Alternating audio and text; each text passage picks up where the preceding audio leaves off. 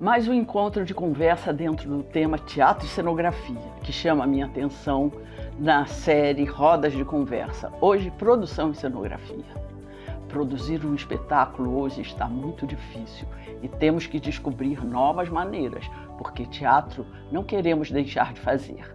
O preço do ingresso estagnado em valores que não pagam uma produção e, ao mesmo tempo, atualizar valores, com certeza, resultaria na diminuição do público. Será que o barateamento vai fazer uma produção sair do vermelho?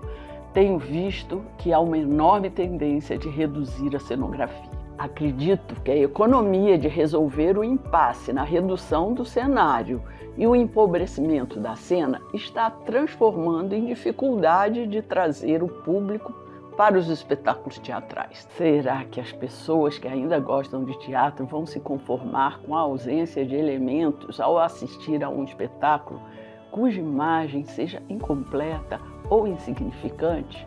Isto será compreendido e perdoado pelo público? Será que essa falta vai deixar tocado o espectador imobilizado para falar do evento como imperdível para um vizinho, ajudando o marketing? Eu sou Maria Carmen, cenógrafa, figurinista, e estou aqui com 3 produtores muito experientes de Brasília. André Deca, Deise Hansa e André Amaro. Eles são produtores, mas também são outras coisas. Ninguém da nossa área consegue ser uma coisa ou outra. São atores, cuidam da divulgação, cuidam de fazer projetos, então são super produtores. A minha pergunta primeira, eu vou fazer uma roda de conversa, é sobre a cenografia. A importância da cenografia dentro de uma produção teatral. Falem o que quiserem. Eu acho de extrema importância a cenografia, assim como a iluminação e todo o conjunto, né, para poder realizar o espetáculo. Hoje em dia a gente está optando, as produções estão optando em fazer cenografias mais minimalistas. Muitas vezes por conta de circular com os espetáculos, né? Poder viajar com os espetáculos. E também por questões de custo, como você vai armazenar esse cenário depois. Então estão optando mais isso por cenografias mais minimalistas e que possam ser mais práticas para poder viajar. Eu acho que está acontecendo muito isso agora atualmente. Mas claro que tem produções, como tem produções que tem grana, que tem dinheiro, né? Que tem podem fazer cenografias maiores, que também dá um ganho para o espetáculo. Eu acho que é interessante também. Mas a gente tem que, né, ver o que é viável em cada produção. Eu acho assim, vejo dessa forma. Cada produção é cada produção. Cada produção é uma produção. Tá. Deise. Então, Carminha, obrigada pelo convite. Ser uma referência para todos nós aqui no Distrito Federal. Sabe, uma grande profissional. A gente tem muita gratidão por tudo que você construiu e constrói ainda nessa cidade. Bom, acho que cenografia, pegando um pouco o início da tua fala, nós aqui somos muitas coisas. Somos produtores, acho que eu talvez, não sei, André e outro André, companheiro, mas eles estão na cena. Eu sou uma produtora um pouco diferente, assim, eu não vim do teatro, não sou atriz, né? Eu sou artista visual.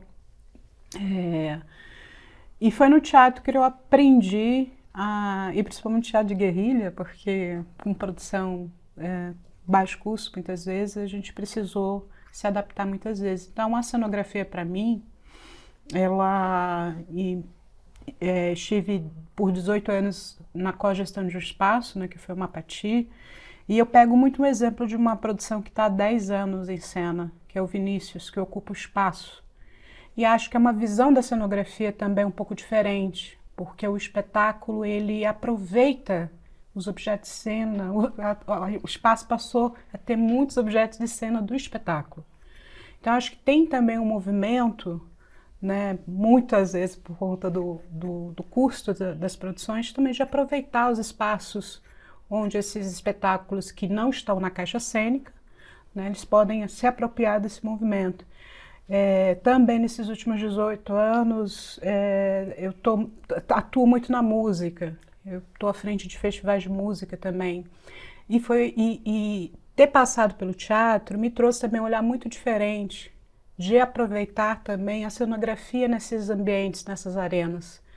Então, primeiro que eu acho muito importante, eu só acho que no mundo que a gente vive hoje, a gente precisa também pensar uma cenografia sustentável, não só do ponto de vista do meio ambiente, mas também, né, essa cenografia ela não se perca, ela possa ser, muitas vezes, uma economia circular. Eu acho que eu vejo dessa maneira. Bom, Carminha, eu também já me arrisquei a ser cenógrafo, né, muitas vezes na minha vida profissional. E foi uma experiência sempre muito bonita, né? Porque eu acho que a cenografia, ela é sempre importante desde quando, ou sempre quando ela é necessária, né? E quando ela é necessária, às vezes ela é necessária justamente para compor, né, uma estética. E às vezes a sua estética prescinde, né, de certos elementos que o próprio teatro, né, requer. Mas a minha experiência com cenografia, como cenógrafo, né, sempre foi muito positiva, assim. Eu fiz cenografia não só para os meus espetáculos, mas para espetáculos de outros diretores, né, Ricardo Torres, Ricardo César, que esteve aqui com você, né, e outros diretores. Então, assim, é sempre um prazer, né, fazer uma cenografia, porque é uma experiência de artes visuais, né? Uma experiência plástica, digamos assim, né? Que enriquece, né, o ambiente teatral. Então, eu acho que é um pouco isso. A cenografia, ela está condicionada não só a um desejo estético, mas também condicionada a um projeto de produção e de circulação e de manutenção, né, de um espetáculo. Então, há que se colocar muitas variáveis, né, na mesa. Sim, a gente tem 50 minutos. Pois é, para saber exatamente o que nós queremos, né? O que a cenografia nos representa, ou representa num projeto maior, né, de circulação do seu espetáculo, né? Porque a gente não faz um espetáculo apenas para um momento específico, né? A gente faz um espetáculo apostando que ele vai ter uma vida útil, né? Então, às vezes a cenografia é um grande complicador, né? Porque ela exige transporte, ela exige, né, uma logística que às vezes não cabe no bolso. Então, muitas vezes a gente tem que estar sempre adaptando, né, o nosso desejo às nossas necessidades. Então, para mim, é importante, mas tem que sempre ser repensada, sobretudo nos dias de hoje. Eu sou fruto de uma formação teatral em que a cenografia era muito valorizada, né? Eu me formei pelas mãos de Dulcina de Moraes, né? A companhia que, enfim, investiu muito, né, e lindamente em projetos cenográficos, né? Então, assim, eu sempre vi a cenografia como algo imprescindível, né? Com o tempo é que eu fui percebendo que a cenografia, ela pode ser importante, mas às vezes ela não é necessária. Então essa equação, né, é que como produtor hoje eu tento fechar, sabe? Para poder produzir os meus espetáculos. Justamente, você produz muitos espetáculos seus, onde você dirige mais do que atua ou é equilibrado? Dirijo mais do que atuo. Ultimamente é que eu tenho me forçado a atuar porque eu adoro atuar, né? Você faz os projetos também? Faço, mas a função de produtor me foi forjada, entendeu? Porque foi obrigado a ser. Na minha companhia não tem ninguém que se preste a esse trabalho, que é um trabalho, vocês sabem, né, que exige paciência, tempo, né, diante do computador para preencher planilhas, enfim, para pensar em custos, etc. e tal. E ninguém tem esse viés, digamos assim, empresarial, de produção. Alguém tem que fazer. Então, assim, para eu realizar os meus projetos, eu precisei fazer isso. Eu não me considero um produtor com a estatura do André, nem com a estatura da Daisy, entende? Mas eu minimamente me viro para poder emplacar um projeto no FAC ou para emplacar uma temporada num outro estado, entendeu? Ou seja, é algo que eu sei por onde funciona, mas me pergunta, isso te dá prazer? Você gosta de fazer isso? Eu falei, não, é aquela coisa. Se não fosse absolutamente necessário, eu não faria. Sim, mas é bom esse contraste. É. Né? Você gosta de ser produtor? Não, é exatamente como o André, eu sou ator, né? Sim, você eu gosto de atuar, mas não tem jeito de a gente se produzir. Isso foi desde o início da minha carreira, foi assim, a gente se produzindo.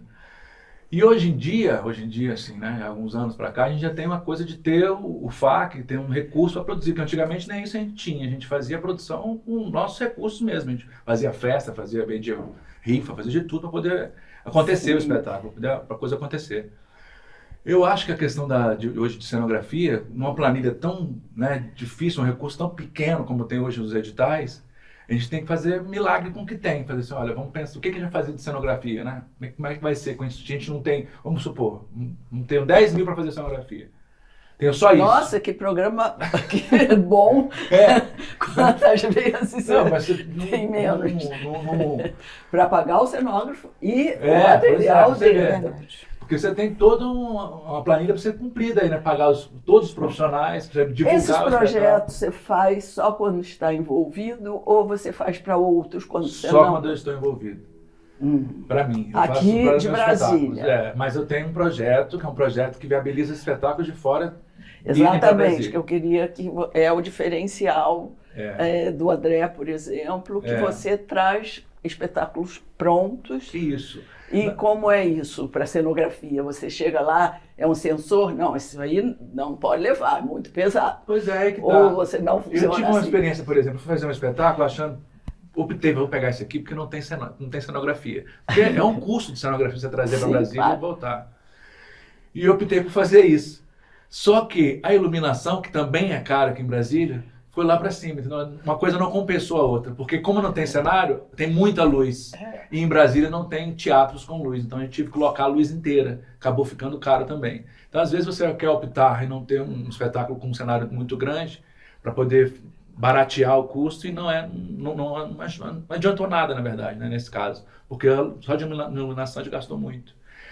Então tudo tem que se pesar, tem que ver se você pega um espetáculo com um cenário grande, ou outro você pega um cenário menor para poder transportar coisas que possam vir dentro do avião. O preço do ingresso não pode variar muito, né, em função disso. Pode? Não, geralmente é o mesmo valor de ingresso, é um projeto que a gente já faz isso. E tem também a cota de ingressos populares que a gente tem que cumprir. Esse projeto que eu faço é um projeto que ele facilita apenas a logística. Então eu trago espetáculos que tem que ter um apelo de bilheteria, né, para poder valer a pena. Então são artistas geralmente renomados, sim, estava até conversando isso com o André, mas às vezes não são nem tão renomados assim, do grande público, e tem um apelo muito grande, né. Eu trouxe espetáculos como Elogio da Loucura, por exemplo, da Leona Cavalli, que não é um espetáculo fácil, né, e teve um público muito bom. Então tudo depende muito assim do que você quer levar, do que você vai fazer, que público você quer atingir. Você traz ainda de caminhão o cenário ou é de avião? Muitas vezes de caminhão, quando é um cenário grande. A gente fez, por exemplo, a última sessão de Freud, é gigantesco no cenário. Tem que ter uma logística de tempo também. Aí, exatamente. Aí você tem que aproveitar, por exemplo, o caminhão já está rodando pelo Brasil, já vim de um lugar para vir para Brasília, para daqui já ir para outro lugar. Você monta em outras cidades também? Não, a gente já monta junto à produção, a minha produção local aqui em Brasília com a produção nacional, a gente conversa, vocês vão vir de onde? Ou então faz Brasília daqui, você já vai para outro lugar. Poder facilitar esse trajeto também, esse custo, né? Mas muitos espetáculos estão optando em trazer cenários por avião mesmo, de mala, né? E aí vem isso que a gente estava conversando, de como vou fazer esse cenário, né? Porque hoje em dia dessa conversa. Várias vezes esse ano eu quero um cenário que caiba numa mala. Para poder viajar. Aí Haja trato na cabeça. É um desafio, né? Você trabalha com produção quando não está envolvido. Teatral, a gente está falando tá, do teatro. Se você quiser citar e comparar, fique à vontade. Mas você faz produção quando você não está envolvida com o espetáculo? Só faz a produção, faz o projeto e entrega? Então, eu passei esses últimos 18 anos porque eu estive fixa, né, no Espaço Mapatino, com o Grupo Mapati, então e eu ajudou posso dizer... muito o Mapati a chegar ao status que está. Não sei, mas, mas eu acho que, bom, me toma muito tempo, né? Produção, né, é algo que requer muito pensamento analítico.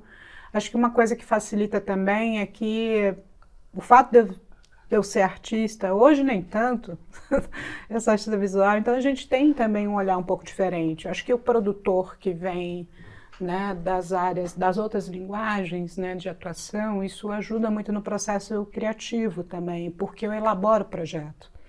Então ali, e isso me toma muito tempo, Carminha.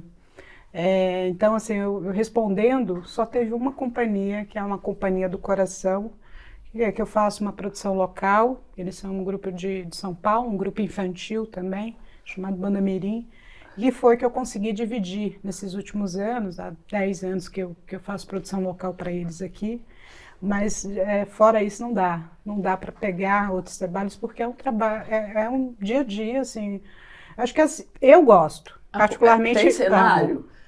Tem muito cenário, mas assim... A companhia para as crianças é muito importante, o cenário, né? E assim, a Tereza, né, é uma dessas diretoras que também veio também do Cine, então tinha esse olhar para a cenografia muito diferente do que as companhias atualmente têm. É óbvio que existe um movimento de a gente reduzir custos, a gente investir mais em iluminação, por exemplo, né, que é algo que, teoricamente, para produções locais, substitui, entre aspas.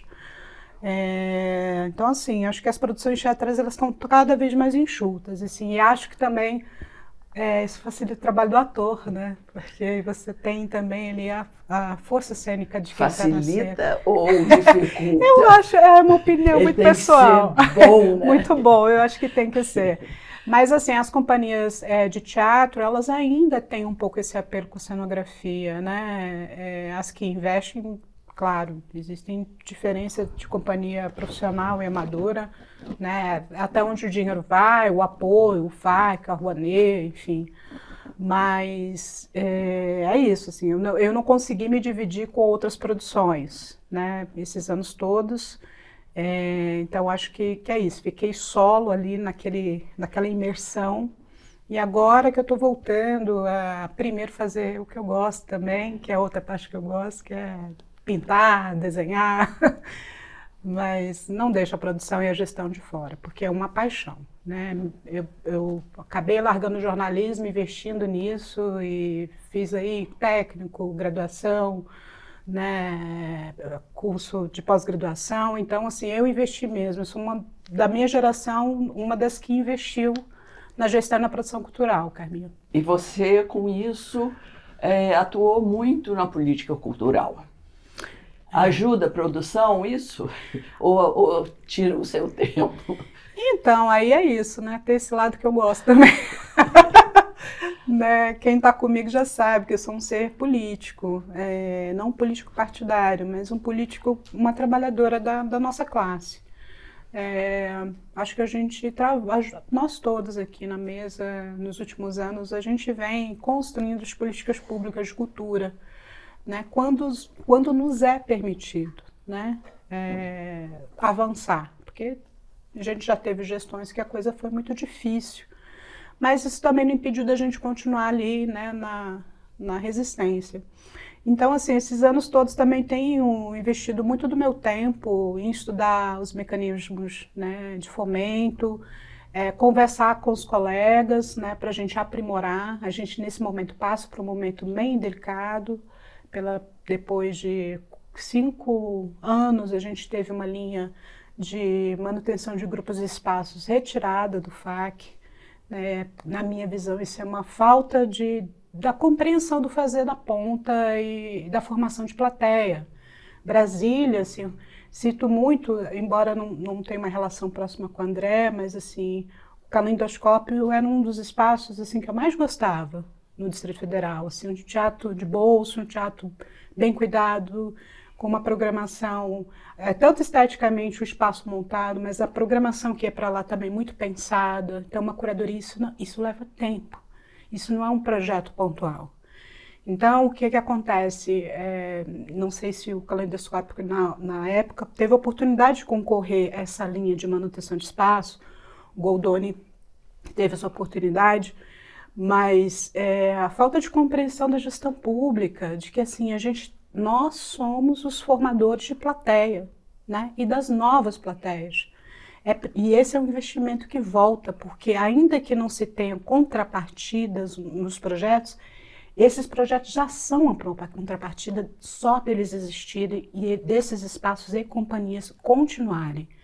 Então, não só dos espaços, mas Brasília teve assim, acho que desses 22 anos que eu estou atuando mais profissionalmente, nós éramos conhecidos fora daqui como a capital que mais tinha grupos de teatro, assim, uma força do teatro de grupo, e os grupos morrendo. Então, isso é falta da política pública apoiar, e companhias que ganhavam prêmios, pessoas que estão no teatro, mas também estão no cinema, sabe? Então, isso é uma falta de compreensão. Então, eu falo assim que eu me divido porque, neste momento, a gente trava uma luta de fazer uma coalizão de espaços, de grupos, de festivais para que se unam numa carta para requerer que a Secretaria coloque na PENAB e retorne ao FAC essa linha de ações continuadas, porque para mim, na minha visão, enquanto gestora, é a linha mais acertada do que você eventualmente investir num projeto que é importante também, mas que pode não ter uma continuidade, sabe? Então, acho que é isso, acho que a gente está nessa luta aí, está bem difícil, mas a gente vai vencer. André, você... Eu fui citado, posso... Claro que pode. Posso mas ter direito à réplica? Pode, e eu quero saber como é que você, sendo diretor, trabalhando desse jeito com teatro, consegue se atualizar com os editais e com a política cultural para poder produzir. Vamos lá. Eu, na verdade, não tenho acompanhado muito. Eu tenho uma índole um pouco alienada, sabe? E não é por displicência, é porque, como eu já disse aqui antes, eu não tenho a vocação, eu forjo essa vocação para que eu possa ir adiante, entende? Porque não vai ter ninguém do meu grupo que vai fazer por mim. Então, assim, então eu perco discussões fundamentais das políticas públicas, porque me cansa um pouco, entende? E não Ainda é bem porque que tem a Deise, eu desprezo, né? é porque eu não tenho essa índole mesmo, sabe? Então, assim, o que eu percebo é que todos os editais você vai ter que ler cada cláusula, cada vez que eles são lançados, porque eles mudam. Eles mudam. A cada ano há uma modificação que você tem que ficar atento, senão você... Em princípio seria para facilitar, mas será que vem para facilitar? Eu não sei quais são, digamos assim, as articulações que existem, né, por trás, né, da elaboração de um edital, mas imagino que há muita demanda, muito lobby, né, há muitas expectativas da classe com relação, né, à execução de projetos, né? Às vezes até demandas que fogem um pouco à realidade do profissional do teatro, né? E de repente estão mais ligados a uma necessidade política, né? Então, assim, isso também me cansa, de repente você participar de um edital que não é absolutamente voltado para a execução profissional de um projeto, mas para a execução política e suas repercussões, né, na esfera pública. Então, isso me cansa. Tanto que, agora respondendo, né, a Deise, quando eu montei o Teatro Calendoscópio, eu montei com esse objetivo mesmo de criar numa zona que não tinha nenhuma opção cultural, que era o Sudoeste, um centro, né, de criação e de treinamento para atores, né? O que deu muito certo porque eu comecei a investir do meu próprio bolso. E tentei, né, por 2 anos, uma linha de apoio, mas eu não consegui. Outros grupos conseguiam e eu fui fazendo um comparativo e percebi que havia uma preferência para privilegiar grupos que não eram do centro de Brasília, que eram grupos de periferia. Então eu me senti muito marginalizado por estar morando no Sudoeste, que é uma área, digamos, mais nobre, de ser um artista que também era, né, porque agora estou aposentado, servidor público, portanto eu tinha uma renda fixa. Então, assim, a minha condição de homem branco, morador do Sudoeste, né, e servidor público, parecia impedir uma análise fora desse contexto de status social, entende? Ou seja, porque eu sempre fui uma pessoa igualmente dedicada às artes, entendeu? Nunca parei de fazer teatro, ou seja, não sou um oportunista, né? Ou seja, simplesmente tenho uma condição, digamos assim, um pouco diferenciada do que se espera, né, de um investimento público, né? Então, isso me marginalizou muito, sabe? E aí eu fui indo até onde eu podia, né? Pagando o espaço com os recursos que vinham das oficinas, dos espetáculos, né? E, claro, do meu próprio bolso. Até que houve um pedido, né, do proprietário da sala que eu ocupava para aumentar o aluguel em 100%. Aí eu falei, não, agora não dá. Agora já não dá mais, entendeu? Porque assim, eu não posso também sacrificar a minha vida, né, pessoal, todo o meu orçamento pessoal para o teatro. Aí eu fechei mesmo, entendeu? Nessa ocasião, eu arrumei um curso de cinema na Espanha e fui passar 2 anos lá. Mas o Caleidoscópio, empresa, continua? Porque eu vi que você apresentou alguma coisa na cena. Não, porque também como servidor público eu não era nem o sócio-presidente, nem poderia ser, né? Quem era o meu pai. Meu pai era o que assinava os documentos, né? Foi numa época também que ele já estava, digamos assim, se afastando dos afazeres, né, burocráticos, da vida mesmo pessoal dele, e aí achei que seria bom também interromper. Nunca pude, né, como servidor público, ser um gestor puro, né, um gestor público, digamos, com uma isenção, né? Sempre fui o vice-presidente, mas nunca o presidente, né? Mas a coisa funcionava, né? Hoje eu já posso, né, como aposentado, ter meu MEI, ter, digamos, mais autonomia como produtor, né? E é isso. E vários espaços, né, foram fechando. Vários espaços foram fechando. Bondônio, Sena. E por vários motivos, né? Por vários motivos. Eu porque não pude abarcar, digamos assim, as despesas todas para a manutenção do espaço. Mas eu acho que tem um motivo principal por trás de fechar esses espaços falantes e pensantes. Sim. Não é acaso, tenho certeza que não. Mas eu acho que vai sufocando também, né? Exatamente isso. Os espaços não tem como se manter. Aí vai acabar fechando. Tira comida e a gente morre de fome. E você trabalha com lei de incentivo para trazer esses grupos de fora? É lei de incentivo. Você consegue? É local ou é nacional? É lei Rouanet. E aí eu consigo, junto a uma empresa aqui de Brasília, inclusive a Brasal, e a gente está fazendo já no 3º ano, vamos para o 4º ano agora, ano que vem, com esse projeto que são 10 espetáculos. 2 apresentações, a gente faz mais, porque sempre está indo muito público. E é legal porque a gente vai fazendo a programação e os espetáculos vão se divulgando, né? Um vai divulgando o outro, a gente já divulga a programação com antecedência, já vai lotando as apresentações todas. É muito legal para formar esse público. Estava conversando, inclusive, isso com o André, a questão da formação da plateia. Porque assim, é mais a formação de plateia para esse público só de famosos, mas eu acho que é importante também ter, claro que todos são importantes, nós também, nossa formação de plateia, mas senão o teatro acaba, né? A gente já perdeu no Teatro Nacional, que é uma sala importantíssima. 2, 3 salas? Voltou agora uma, mas voltou sem luz, sem nada. Não está aberto para... Não tá. está um Teatro Nacional aberto para a que a Martins Pena, inclusive, beneficiava muito a classe de local, Brasília, né? Local, é um bom teatro. Era, não sei se era ou é um bom teatro, ele tinha equipamento, ele facilitava a instalação da cenografia, né? Mas então você ter uma oportunidade de ver espetáculos é interessante, é importante ter, né? E não temos, e a gente está com esse problema, na verdade, aqui em Brasília também, com os editais do FAC, estão cada vez mais sociais, né, acredito. Você tem que cumprir uma coisa social muito, muito grande, tem que ter... várias contrapartidas, né? Várias contrapartidas sociais. Que e, assim, não... E aquilo que você falou, você sendo plano, você já perde algum, por você sendo plano pelo outro, você já perde, tem que ser, né, tem que ser. Mas se você for da satélite, você tem mais vantagens. Acho importante, sim, é importante. Mas, ao mesmo tempo, você pulveriza, assim, para gente que nunca fez na vida. Que, né, é interessante dar oportunidade?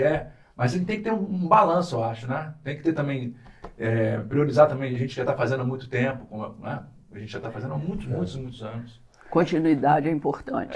É importantíssimo. Eu tenho uma visão um pouco diferente, André. Assim, é bom que a gente tem. Não, assim, até por estar num espaço que está no seio da Asa Norte, no meio da comunidade da Asa Norte, que tem um público de classe média e alta, né?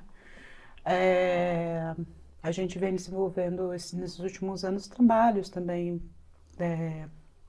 que são voltados para a população mais carente, digamos assim, né? Então, agora tem um projeto lá que é muito bonito, que é o Contraturno Artístico, que também eu entendo como formação de plateia. Não é formar a pessoa para ser ator, para ser atriz, mas é a vivência do teatro, das artes visuais, enfim, da música. E a gente fez uma análise, assim, essas crianças que vão, elas são estudantes de escola pública do Plano Piloto, os pais trabalham no plano, e essas crianças, ou que não têm oportunidade de fazer escola parque, melhor dizendo, né, ou tinham que pagar um contraturno, ou um curso de inglês, e por aí vai, enfim, elaboramos esse projeto, deu super certo. Só para fazer o link, assim, eu acho que, muito sinceramente, a gente tem o maior fundo de cultura da América Latina. A gente, inclusive, supera um fundo per capita,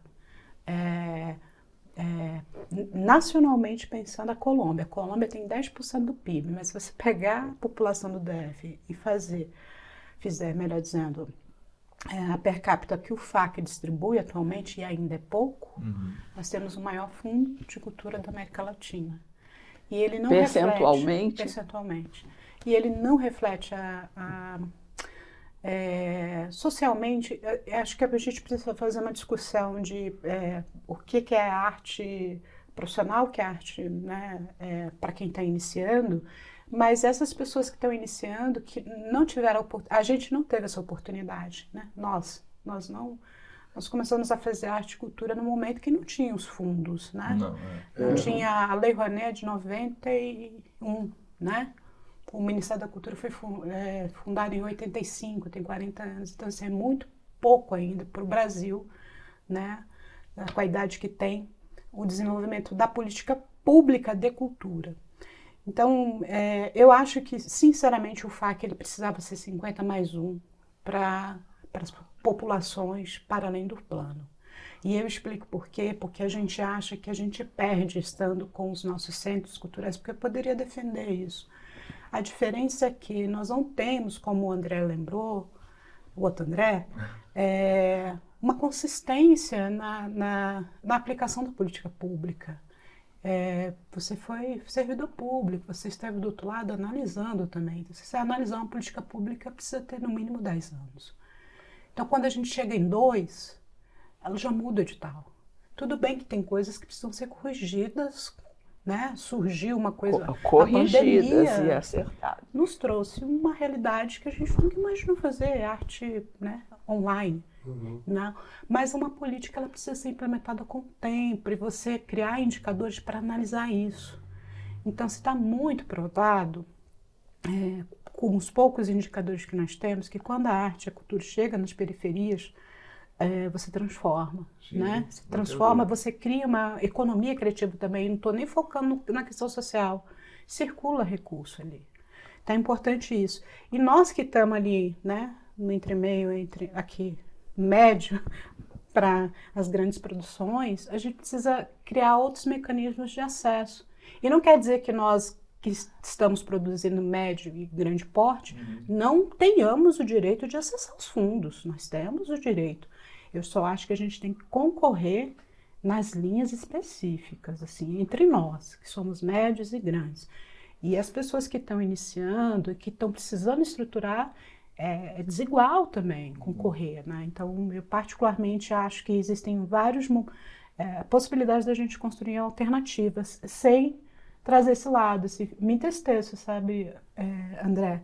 É porque, sinceramente, acho que é porque a gente vem do teatro, a gente sabe o quanto que é difícil produzir e manter uma casa de cultura.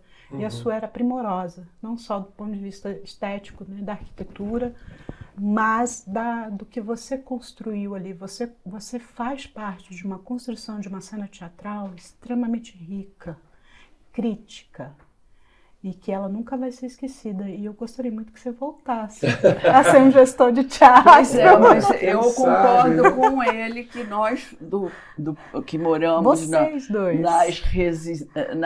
na zona central de Brasília, fomos excluídos. Sim. E eu vejo que toda cidade tem que ter o centro, porque, principalmente essa área de teatro, porque produzir de um lado da cidade, lá longe, também exclui pela falta de transporte o outro que mora lá. Agora, transporte para o centro tem.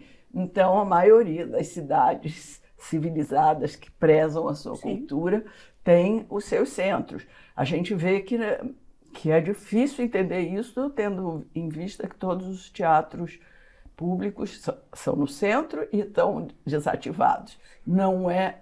E agora os pequenos começaram também a ser desativados.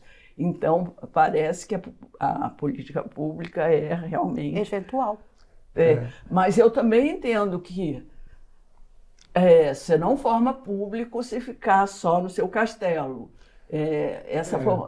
Uma criança que nunca foi ao teatro não vai como adulto. Sim, mas deixa eu só complementar com uma sensação que eu tinha, né, que eu vivia uma contradição, porque, embora eu estivesse ali no Sudoeste, o meu público vinha do Guará, vinha de Taguatinga, vinha da Ceilândia. O do Goldoni também. Então, e a minha companhia também, ela é formada por atores que moram em Sobradinho, em Planaltina, em Samambaia, na Asa Norte, né? Mas em outras... Lá no fim do Lago Norte. Em outras localidades, entende? Então, o fato de estar no Sudoeste, por exemplo, o espaço geográfico ele não é um critério de avaliação muito preciso, entende? Porque é isso. Embora eu esteja lá, eu reúno gente que mora na periferia e recebo gente que vem da periferia. Então, é uma espécie de contradição ou talvez de vantagem, né? de grande vantagem, né? Que às vezes não é vista. Mas eu queria retomar aqui uma coisa que você falou sobre, né, quando a gente começou. Quando eu comecei, por exemplo, Deise, eu fazia uso, sabe do quê? Da sala Vila Lobos. Eu, com 21 anos, montei um musical, A Bela e a Fera, com cenários de painéis imensos. Você que produzia esse cenário? Eu que fui lá naquelas salas subterrâneas. Maravilhosa. Pintar todas as telas enormes. E a gente tinha equipe técnica lá para ajudar, para montar seu teatro. Maravilhosa, de luz, inclusive, iluminação. Mas o que eu quero dizer com isso é que, digamos assim, o templo, né, teatral de Brasília, que é o Teatro Nacional, estava ao nosso serviço, serviço dos artistas locais. Né? Então, assim, eu aos 21 anos me vendo na sala Vila Lobos apresentando um musical, tendo eu feito uma baita cenografia. Por quê? Porque era um teatro que oferecia esses recursos, né? Também eu acho que a cenografia está muito ligada aonde você vai apresentar. Os teatros, a construção dos teatros já não prevê um espaço de acervo da cenografia, o que barateia muito uma montagem, né, praticáveis, tapadeiras, tudo isso que são comuns numa montagem de cenário. Eu te conto uma história muito rápida, sabe, Carminha, sobre esse meu último espetáculo, que tinha como cenografia apenas um sofá, né? Aí nós fomos fazer na Casa dos Quatro, que é um espaço pequeno, O sofá alternativo, não cabia. underground, cabia um sofá, mas como espaço também é um espaço, digamos assim, que não zela pela sua manutenção, digamos assim, não querendo fazer uma crítica, né, mas que é um desgaste natural, às vezes você não tem recurso para pintar novamente a parede, para botar um novo piso, um novo linóleo, né?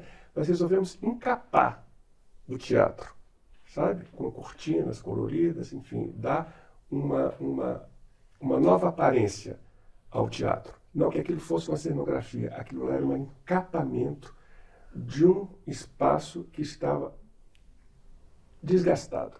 E eu não queria aquele desgaste. Conseguimos colocar um sofá e depois fomos fazer outras apresentações por aí. Mas em cada lugar nós conseguíamos um sofá diferente, entendeu? Ou seja, percebe o quanto que a necessidade, né, orçamentária nos condiciona?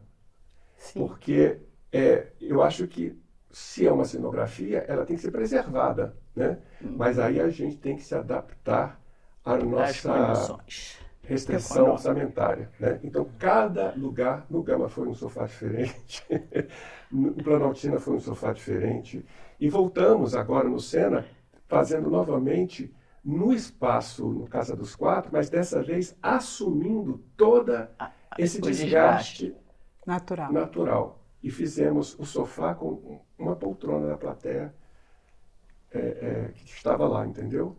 Então, assim, a cenografia também, ela é repensada a cada golpe, entendeu? Sim, a cenografia é flexível. É claro que dentro do seu espetáculo ela se adaptava a representar o entorno do teatro.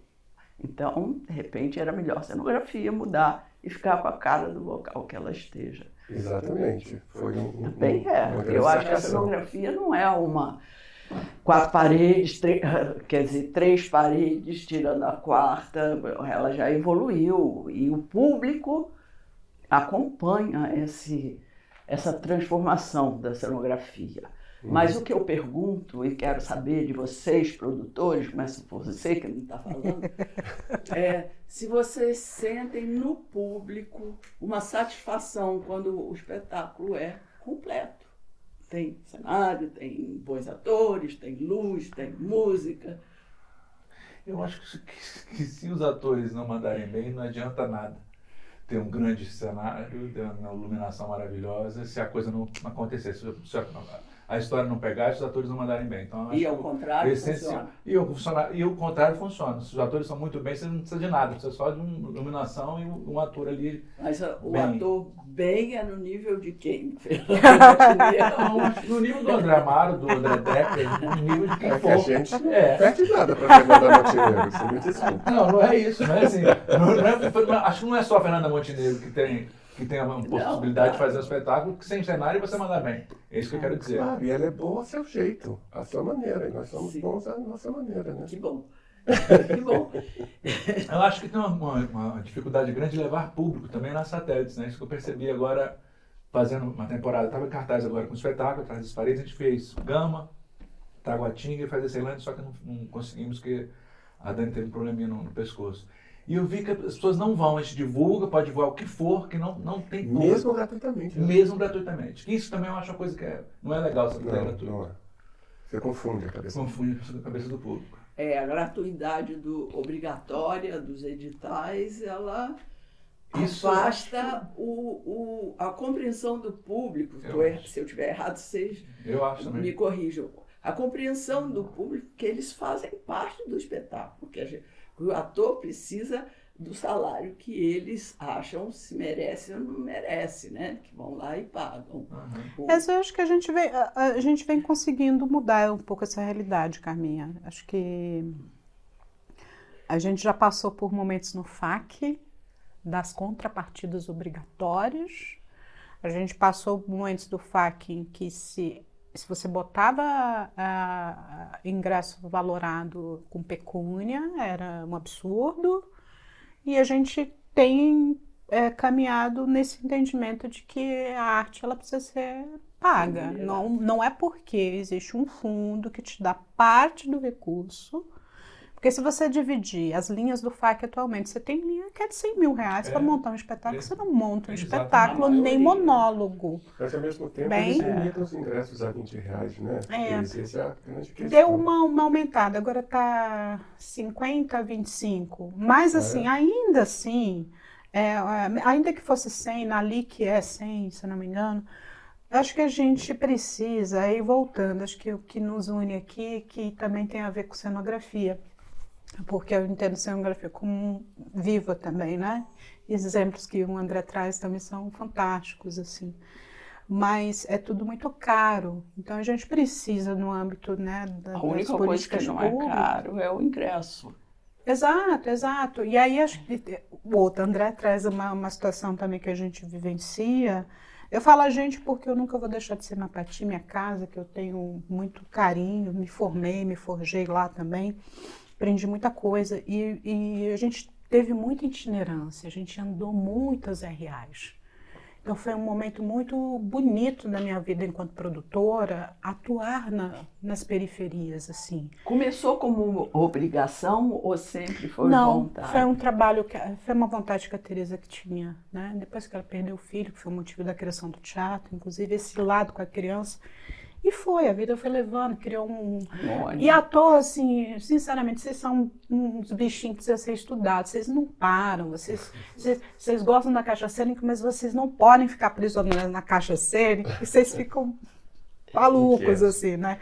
Então, acho que era um pouco dessa necessidade de sair, né, ver outros áreas e tudo mais. Então, e aí o que acontece, assim, eu percebo, André também, mas aí é uma crise no nosso setor teatral. As pessoas elas não estão indo, não só porque tem a percentagem da Lei Rouanet, tem espetáculo gratuito, mas é porque elas não estão sendo ensinadas a consumir arte. Esse é um problema de formação de público. E aí, assim, e outra coisa, a gente vive uma outra geração também, a disputa. Eu hoje em dia você tem, né, um celular, tem a nossa guerra é com as Big Techs. Facebook, iFood e Netflix. Nós estamos fazendo aqui propaganda. Mas é isso, para você tirar, e principalmente depois da pandemia, para você tirar uma pessoa de casa concorrendo com esses três entretenimentos, é difícil. E aí o que acontece? É onde a política pública precisa atuar. É verdade. A gente precisa injetar. Fazer política de indução, sim, porque aí é isso. Quando você for lá para o Gama, as pessoas elas vão pagar, inclusive, porque tem também, Carminha, principalmente depois que implementaram aquele Vale Cultura, que quase ninguém sabe o que é, e poucas empresas fazem uso disso. É um incentivo que o governo dá. Que tivesse acabado. Existe, tem uma conhecida minha que ela trabalha no Conselho de Psicologia, eles dão o Vale Cultura. R$55, cada empresa acho que define seu valor e tal. Então o que acontece? As pessoas querem pagar. Eu juro para vocês, existe indicador sobre isso, porque elas se sentem. Acho que também essa ideia haja vista o que as pessoas têm de percepção também com Bolsa Família, e acho que é uma política maravilhosa, mas tem gente que já sai do Bolsa Família, porque entende. Porque assim, você pega um caso de quem fica ali, né, com várias crianças por muitos anos, não. Tem pessoas que saíram do Bolsa Família porque elas têm consciência cidadã de que foi importante por um tempo. Da mesma maneira é o pagamento do ingresso, do teatro. Eu posso pagar. Né? Eu posso pagar e eu gosto. E aí, voltando, assim, você falou de cenografia, eu sou dessas pessoas que olho cenografia. Olho, claro, a atuação do elenco e tudo mais, mas eu acho que ainda salta os nossos olhos, porque a gente fala, se eu pudesse criar uma cidade. Quem não gostaria de fazer o set de cinema numa caixa cênica de teatro, ou uma iluminação também, né, que seja... E é tudo muito caro, então eu olho. E acho que o público também se sente transportado para a cena. Sim, eu considero importante. A gente conversou muito, a conversa é ótima e o tempo passa rápido. Mas só que o programa acaba. Então eu peço que vocês deixem uma mensagem positiva de despedida. É positivo porque vocês não deixam, com todas as dificuldades, nós não deixamos de fazer teatro. Não deixamos, com todas as dificuldades. Por que a gente não deixa? Por que eu não deixo? Porque, para mim, é um respirador, entende? O teatro é um respirador, ou seja, eu não consigo me ver sem arte na minha vida. É uma válvula, um dispositivo interno, enfim, eu não sei o que é que existe dentro de mim, é uma necessidade de existir pelo viés poético, entende? É a programação, é um mecanismo de fábrica, entende? Assim, eu não consigo, mas eu tinha todas as chances para deixar, porque não dá dinheiro, dá trabalho, né? Ou seja, você se irrita com as pessoas, você cria desafetos. Mas continua. Quer continuar fazendo isso? A pergunta é essa. Mas eu acho que assim, é uma respiração paralela. Você não tem como deixar.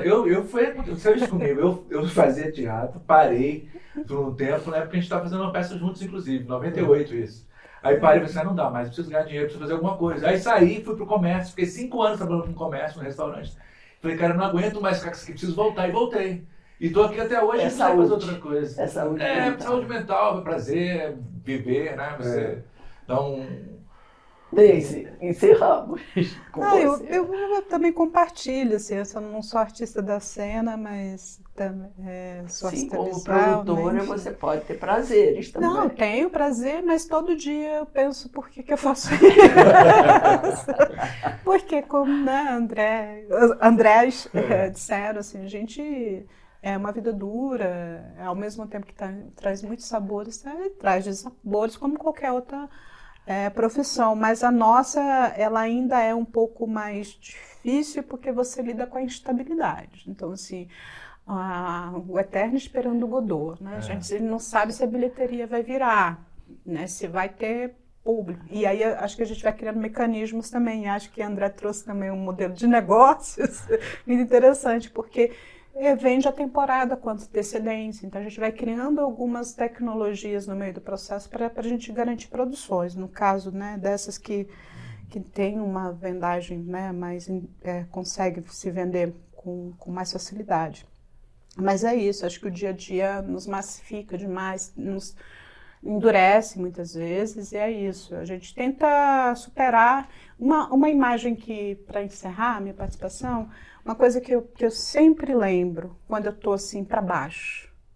E aí vai muito dessa ideia do teatro na rua, né? Porque o Mapati tinha e tem a caixa cênica, a casa, mas com esse projeto de itinerância a gente ia para a rua e montava o caminhão que virava um palco, uma coisa muito shakespeariana, né? Na carroça, né? Antiga, enfim, então você montava ali o teatro na praça.